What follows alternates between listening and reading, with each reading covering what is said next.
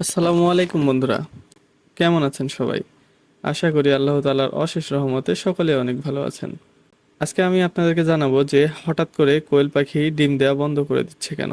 তো চলুন বেশি কথা না বলে ভিডিওটি শুরু করা যাক। আমাদের প্রথমে দেখতে হবে যে আমরা আমাদের কোয়েল পাখিকে কোন খাবারটি দিচ্ছি। বাজারে দুই ধরনের খাবার পাওয়া যায়, একটা হচ্ছে রেডিমেড খাবার এবং আরেকটি হচ্ছে প্যাকেটজাত খাবার। প্যাকেটজাত খাবারের মধ্যে আছে কোয়েলের খাবার একটি, সেটি হচ্ছে নারিশ কোম্পানির quail feed layer layer one. নারিশের layer layer one quail feed, এটা শুধু আপনারা নারিশ কোম্পানিরই পাবেন। অন্য কোনো কোম্পানি এখনও শুধু কোয়েলের জন্য ফিড তৈরি করেনি লেয়ার লেয়ার ওয়ান, কিন্তু নারিশ কোম্পানি কোয়েলের জন্য লেয়ার লেয়ার ওয়ান ফিডটি তৈরি করেছে। তো এটা হচ্ছে এক নম্বর ফিড, আর দ্বিতীয় ফিড হচ্ছে লেয়ার লেয়ার ওয়ান।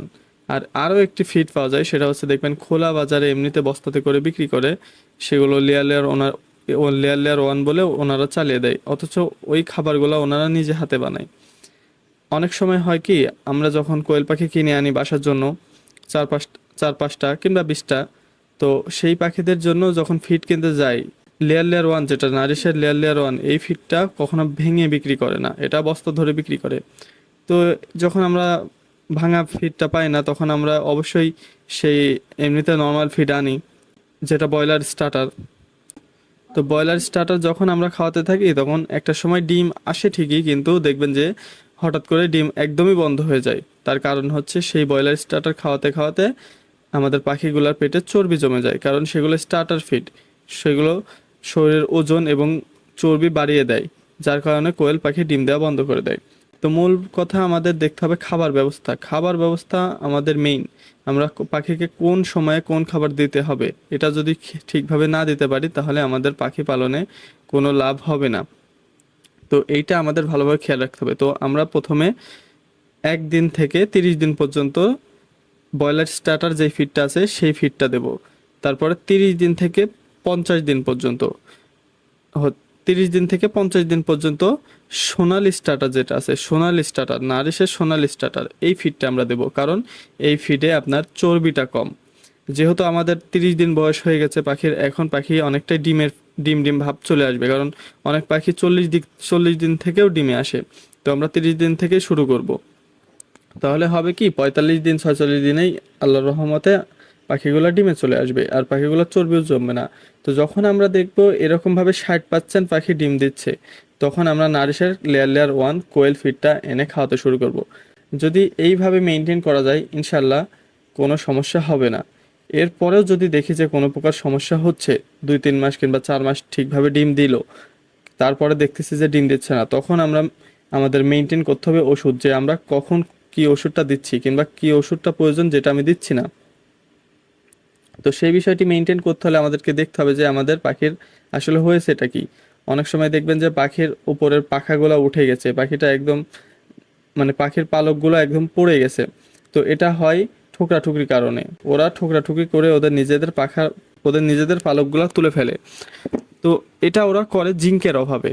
যখন ওদের শরীরে জিঙ্কের ঘাটতি দেখা দেয়, তখন তারা ঠোকরাঠুকরি করে পালক তুলে ফেলে। তো এই জন্য আমরা সপ্তাহে 2 দিন বা 3 দিন জিঙ্ক দিয়ে দেব। সেটা হচ্ছে 1 লিটার পানিতে 1 মিলি করে।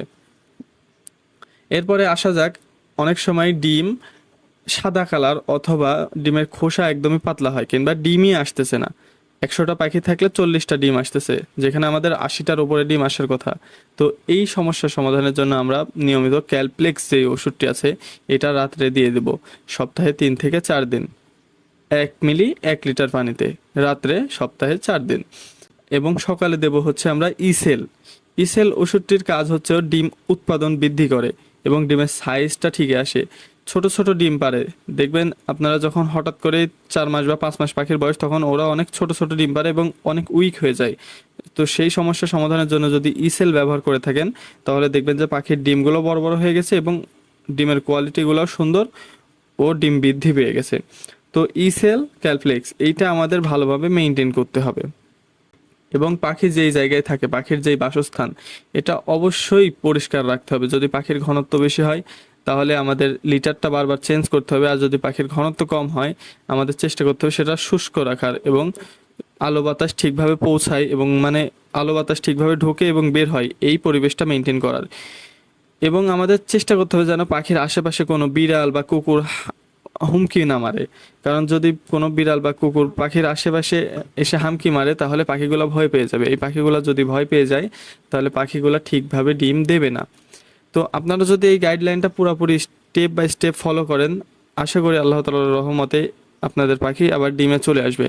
তো বেশি কথা বলে লাভ নাই, বেশি জানিয়েও লাভ নাই, কারণ যেগুলো মূল পয়েন্ট সেগুলো আমি আপনাদেরকে জানাতে চাই। এইগুলো করে দেখেন, আল্লাহর রহমতে অবশ্যই সব ঠিক হয়ে যাবে।